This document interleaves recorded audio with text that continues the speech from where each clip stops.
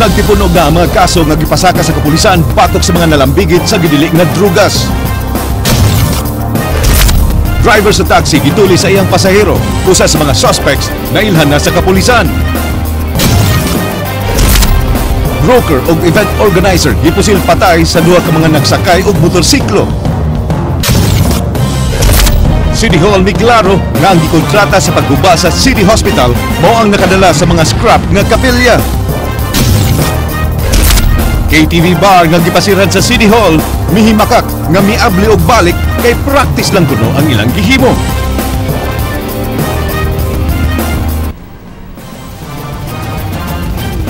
Mayong hapon Sugbo, kabisayan na niya ng mga balita uban ang kinatibok ang pwersa sa News 5 Cebu karong adlawng Biyernes petsa 21 sa buwan sa Nobyembre tuig 2014. Ako si Dennis Tanok. Amo nang ihatod ang masayong pagbalita inubanan sa mas komprehensibong impormasyon. Ako si Georgia Herrera. Andam na ang Provincial Agriculture's Office sa lalawigan sa Sugbo sa posibleng epekto sa El Nino phenomenon. Una nang gibutyag sa Pag-asa Visayas nga masinati sa nasod ang El Nino sa unang quarter sunod tuig. Karon pa lang hinay-hinay nang nabatyagan ang kainit sa panahon. Tungod ini daghan ng mga mag-uuma sa probinsya ang naapektuhan gawa sa mga pananom, apektado sab ang mga kahayupan.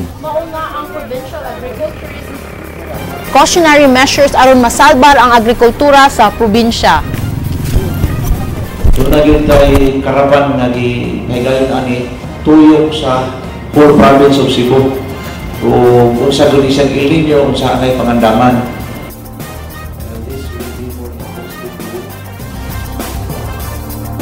Laing grupo sa mga tinunan nasab ang giingong nasudlan og daotang espiritu kagahapon ug tungod sa hitabo gamay ra ang nangiskwela kaganina. Leslie Camenanibistil, Sugin Limi. Sawa pasugdi ang klase sa tuong integrated school kaganiang buntag ni pahigayon una og kalingawan ang mga tinunan aron mawala ang ilang kahadlok nga gibati kagahapon sa hapon.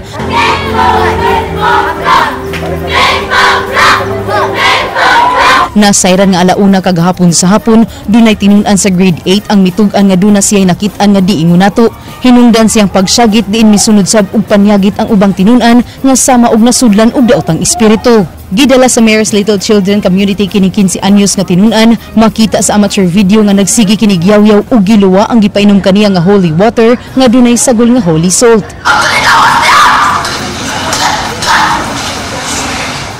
Kaganihang buntag, nagpatabang kang Cebu City Councilor Dave Tumulak ang mga ginikanan sa dalagita kay gibalikan sa daotang espiritu. Matod sa batan-on nga dunay maghunghong kaniya ug wa siya makasabot siyang gibati. Ang ingon siya nga adto sa eskwelahan ug di ka mo to eskwelahan daghan kay kog amungon. Daghan daw siya amungon nga mga bata, mga babae ba. Nga iya daw kuhaon. Daghan na ako na siya ikuhaon nga usa ka bata nga kanang iyang dadon sa ilaha ba. Nya karong buntag kay na balikan man daw ka unsa may giingon sa imong. Kuan pa ingon siya nga dadon ko paton ko ni sa eskwelahan kay ganahan daw siya makakita sa katong maestra. Na siya gipangita maestra duha ka buok. Naglibog na ang inahan sa biktima kay ang duha niya ka mga anak babay ang giingong nasudlan og daotang espiritu. Ako maglibog jud kung saon ako ma'am na. Di ko makakuan kay daghan kayo din di patambal. Pero lingon gid ang advisor na niya na kinahanglan jud healing jud siya. Kay wa jud lang solution jud kuno healing jud kuno jud. Tungod sa hitabo kagahapon diin 14 ka mga tinunan ang nasudlan og daotang espiritu, nahadlok na ang uban pang mga tinunan. Gani matud sa mga magtutudlo, gamay ra ang mitungha karong adlaw. Hinungdan nga mipahigayon sila og stress debriefing ug santos nga misa. Mao to ganiha after sa flag, nag-flag jud ni para normal lang ang iyang concrete flow sa among klase karong adlaw. Normal sa mga bata. So mao to after sa flag nagkuha mi stress debriefing. Among unang giba kato nga games mi groupings. So at least baka nang ma-release gani nila ang ilang kuan. Mura bag kanang kahadlok ba. Normal jud ang mahadlok naman pero di ta magpada kay kung magpadami o isa magahitabo sa mga estudyante. Dako ang pagtuon ni Konsel Tumulak nga mas hysteria ang nahitabo sa mga tinunan. Apan mato ni Monsignor Frederick Kirkenbeek, ang inilang exorcist sa Sugbo nga di tanang kaso medical case kay ang uban spiritual cases. Yes, sagad paghapon atong nakita nga mass hysteria. So kay ang mga bata usa ka bata nagtakod-takod kay daayon sila nakita ko no. Pero sigon sa uban pag mga bata nga nasudlan, ila ra sa nadunggan. Mo na sila nakuyawan pod kapil. So ang bottom line ini is ampo gyud. No? Kinahanglan mag-ampo gyud. Wake up call na sa mga parents pod ani mga bataa o pag-strengthen pod sa faith. Kung wala ka sa Ginoo, di ka mo simba pananglit o Domingo, di ka mo ilag mo tahod sa Diyos mo mga sugo. Ang kaaway mo yun nga, duha na ta ka di mo kung mo ilang. Sa Bible, ang Ginoo nagingilin mo yawa. Nawa, muna. Sa Dupar. So, napadayon ka ron, ang dakong kalipay sa yawa, kaya mo yung na, hysteria na, muna, encephalitis na, tanan, taka lang. Not everything is medical. Leslie Caminadi-Vistil, News 5. KTV bar nga gipasirhan sa Cebu City Hall ng Himakak nga mo-operate na sila og balik. Suma silang abogado o sa langkad jayran ang ilang gihimo. Jinky Bargio, Siginlimi. Sa sunod buwan matapos ng usa ka tuig nga closure order nga gipahamtang sa Cebu City Anti-Indecency Board batok sa Las Vegas KTV bar sa Mabolod, Dakbayan sa Sugbo, gimando nga pasirahan kini og balik dihang nasakpan nga nag-operate ubos sa lain nga pangan nga East Paris KTV bar. Apan ang abogado sa KTV bar nga si Attorney Inocencio de la Serna hugot nga mihimakak sa pagbalik sa operation. Matud niya, ang nakitaan sa publiko panahon sa kagabhion usa lamang ka dry run agig pagpangandam sa ilang subli nga pag-abli karong Disyembre. Wala mo gyud ni ma-open because we understand that there is a 1-year ban or prohibition as stated in City Ordinance number 1408 na nag-ingon a similar establishment will not be allowed to operate. Ni-explikar si De La Serna matagabi nila himo ng dry run aron masuta kung mugana pa bang ilang sound systems ug lightning sa bar agi og pangandam sa pagbalik sa ilang operation human sa usa ka tuig nga suspensyon. Almost 1 year naman yung mag-operate, so we are checking the kaning security, scrutiny of the lighting system, sound amplification and acoustics, electrical wirings, o ang kanang actual practice for guest relation. Ang East Paris KTV nga kanhi Las Vegas KTV gipasirhan sa City Hall tungod sa pagpagawas og laway nga mga buhat panahon sa kagabhion. Jinky Bargio, News 5. Mga saba nga tambutso idili sa Dakbayan sa Sugbo human giaprubahan ang ordinansa. Ray Pasaporte, Suginlimi. Kung ingon ini ang kasaba sa imong motorsiklo, dili na kini magamit karong sunod buwan. Giaprubahan sa konseho ang proposed ordinance human sa 5 ka buwan nga sige og ka-postpone. So the ordinance is based on ang muffler ba, anti-muffler ordinance. Well, in fact, sa LTO naagyo na diha, stress gyud na diha nga modification of mufflers. And then we have also an existing ordinance atong 1964 nga nag-prohibit ang mga loud noise vehicles, no? Ang moapil og lumba mahimong mangayo og exemption sa buhatan sa mayor. Lakip nga dakupon ang mga sakyanan nga adunay saba og tambutso. Adunay multa nga 500 pesos ang first offense, 1,000 sa ikaduha og 1,005 pesos sa ikatulo. 5,000 pesos ang multa sa ikaapat nga offense. Mapiktuhan sa namang tindahan na kay mingaw man, wala mong palit, di na mahalin. Mas tambay naman na. Malang ta kung may nana sila, nga dakop, kining mga ingulaning nga bawal ang tanin baligya sa pabrikahan niya, wala man lagi bawal. Ikumprang ko sa tarong to bayad, gawas na, una na dakupon. So, para ninyo, murag dako na oh, logi gid. Pila ko'y plano ni, kana ang una namin may nami. Bagto sundod. Pila day pamaligyan niyo ni concert? Pili sa klase ha? Rentara ka po. So, ang original na motor, kanin tambutso, wag mo may lesson. Wag yun. So, pili ka, kung ganahan na ning banha, kaya sa iyo, di ka kadangog ka naman.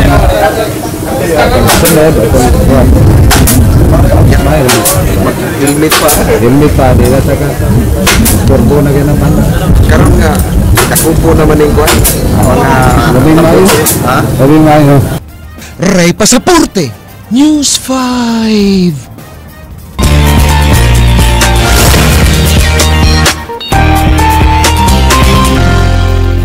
ingranding dance opening number, mga awit sa banda, makaligaw ng mga parlor games. Hola mga kapatid! Alive and fresh na fresh ang ating beauty din karon sa gitahigayong lights camera party sa PLDT kung diin napuno og musika ang maong kagabion inspired sa ilang tema nga silver screen musical. Kini agi paghatag og dakong pasalamat sa maong kumpanya sa ilang mga kaabag nga mga kliyente nga may dakong kalambigitan sa ilang dakong kalambuan sa kumpanya nga PLDT dinhi sa Subo. PLDT here from Manila and in Cebu. Thank you so much. Salamat sa inyong tanan. Just pure fun. I've attended previous Pasasalamat nights and we really had fun.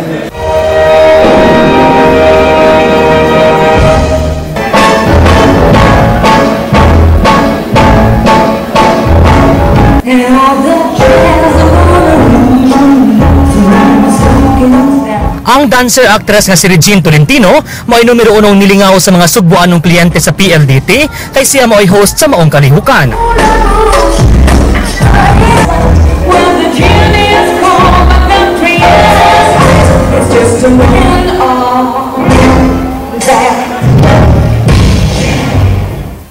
This activity is really we're not selling anything tonight.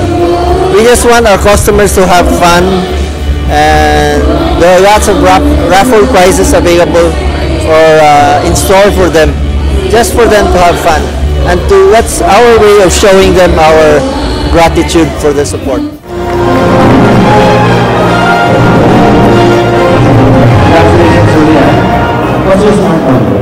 Gitapos ang kagabion, pinaagi sa usa ka raffle draw kundiin. Doon nagay mga nanambong nga dagko kayog gisi pagawas sa venue kay nagbitbit na og mga latest gadget nga ilang nadagan gikan sa PLDT. JP Laucotsera, News 5.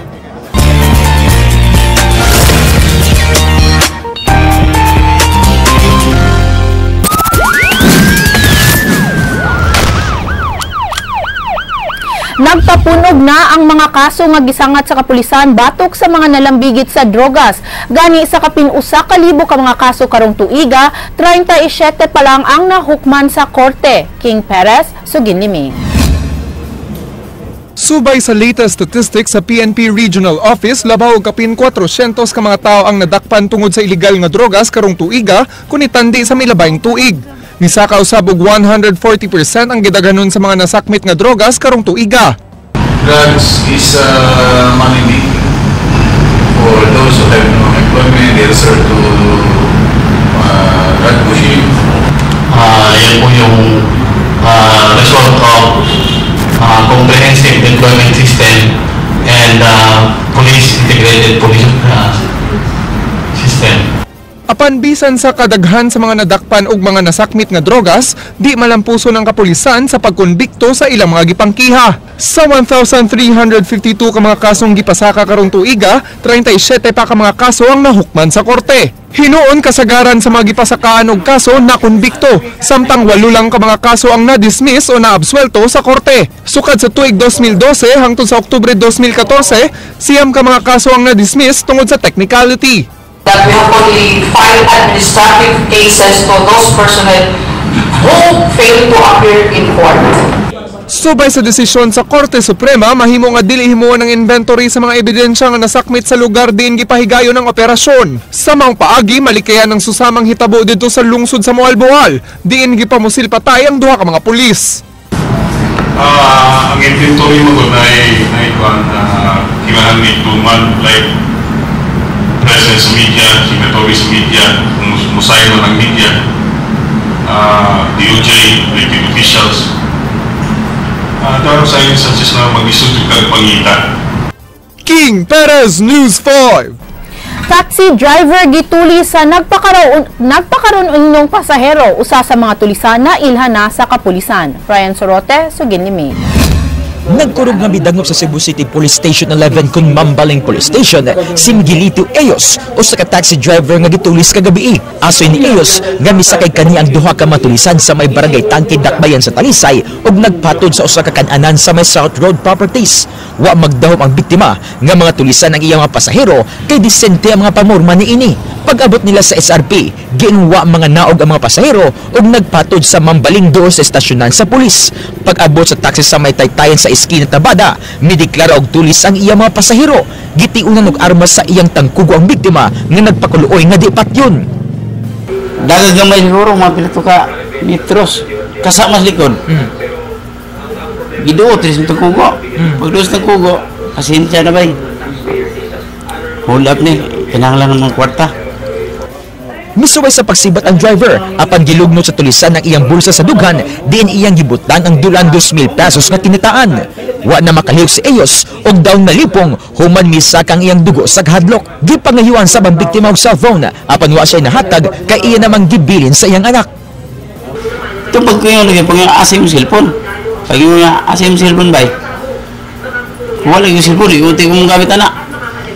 Mo to gigunita yung tagkugo dili parok ni sunubila. Ini siyang go. Nailhan dayon sa kapulisan sa Mambaling ang usa sa duha ka matulisan base sa deskripsyon sa biktima. Ang suspect dunay arms sa iyang naong nga mao'y giingong katapusang tulisan nga naglihok sa Mambaling area.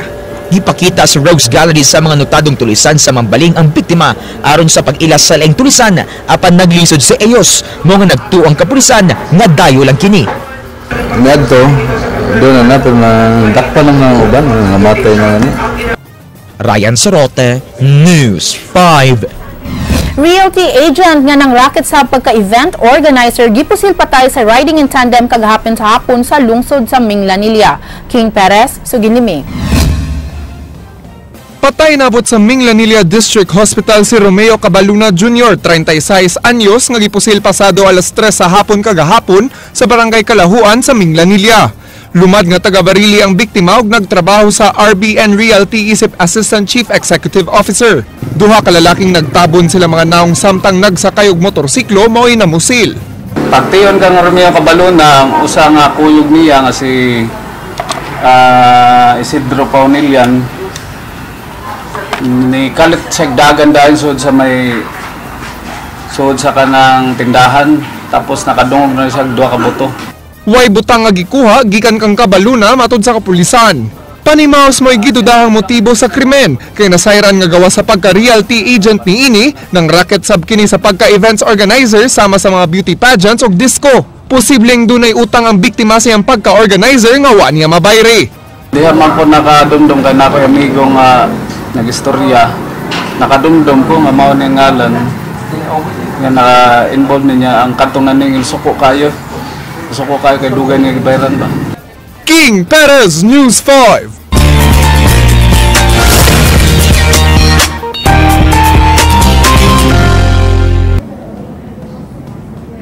Tulo ka magtutudlo sa Computer Studies sa University of Cebu Main Campus mao'y midaog atol sa upat ka adlaw nga sweep Mobile Applications Development Training sa Smart Communications dinhi sa Sugbo. Sud sa tulo ka oras nahimo nilang Engineer Dennis Durano, Cheryl Satori ug Jonathan Itkuban ang Church Web and Mobile Application.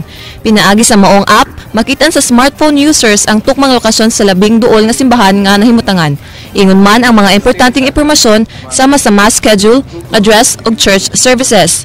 Kinahanglan pa hinuong i-develop sa tulo ka developer ang maong app aron itigi sa ubang mobile and web applications sa umaabot ika-11 nga Sweep Mobile Apps Competition nga gipaluyuhan gihapon sa Smart Communications.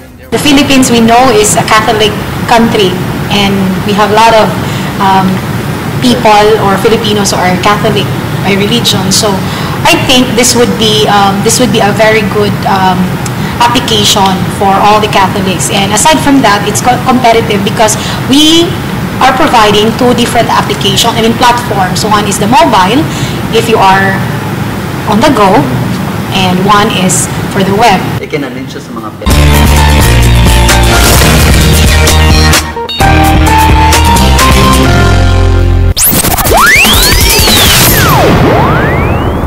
Ang kompanya nga gikontrata sa City Hall sa pag-demolish sa gigubang City Hospital mao ang nakadala sa scrap nga mga kabilya. Kini ang gipatinaw sa City Hall human sa migawas nga pagduda nga adunay nakakorta niini. Ray Pasaporte, Suginlimi.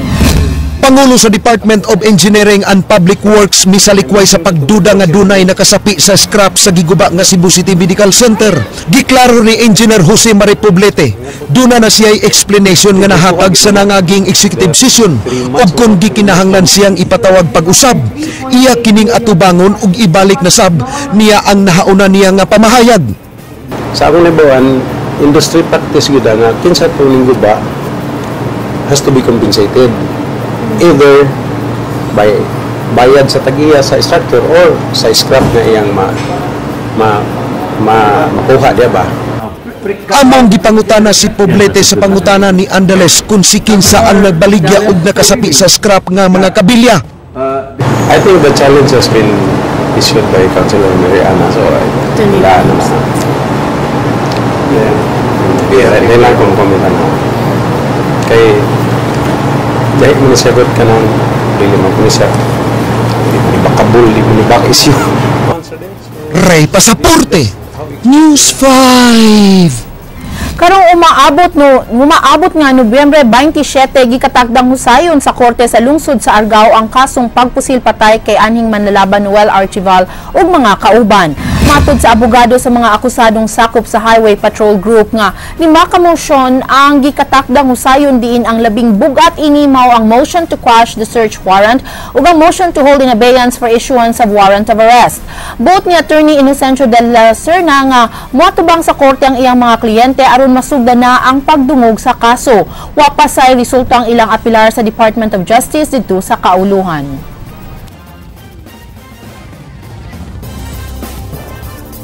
So this is going to be the first formal hearing and litigation on the case of Attorney Archival.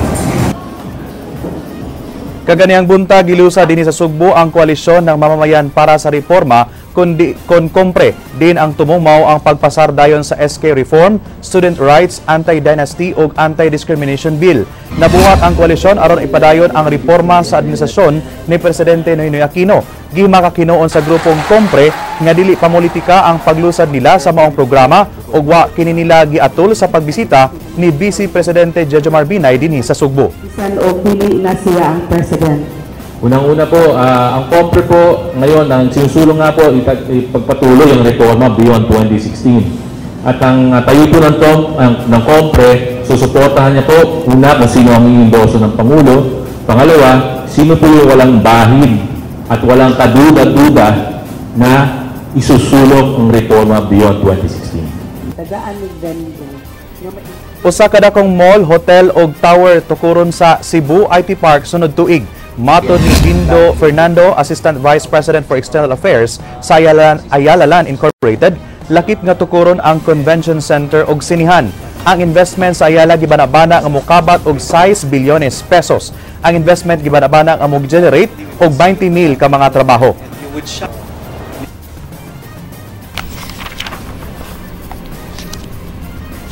Georgia, mga kapatid, 34 na lang kaadlaw, Pasko na. Subay niya na din, gisugdan na sa mga sakop sa Department of Trade and Industry ang ilang pagsusi sa mga namaligya o Christmas lights apan wa pa hinuon sila na dakpan. Leslie Caminadivistil, sugin nimi.